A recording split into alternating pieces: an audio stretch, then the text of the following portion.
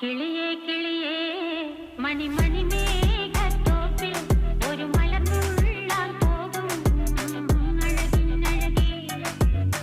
കിളിയേ കിളിയേ മണി മണി മേഘത്തോപ്പിൽ ഒരു മലർന്നുള്ളാൻ പോകും അഴകിനഴകേ.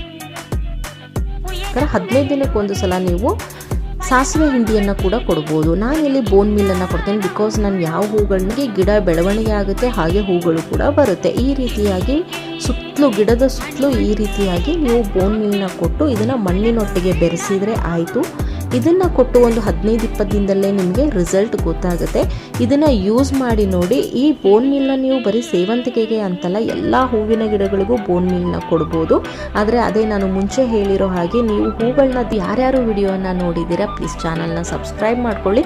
ಚಾನಲ್ನ ಸಬ್ಸ್ಕ್ರೈಬ್ ಮಾಡ್ಕೊಳ್ಳೋದ್ರಿಂದ ನಮಗೂ ಒಂದು ಮೋಟಿವೇಶನ್.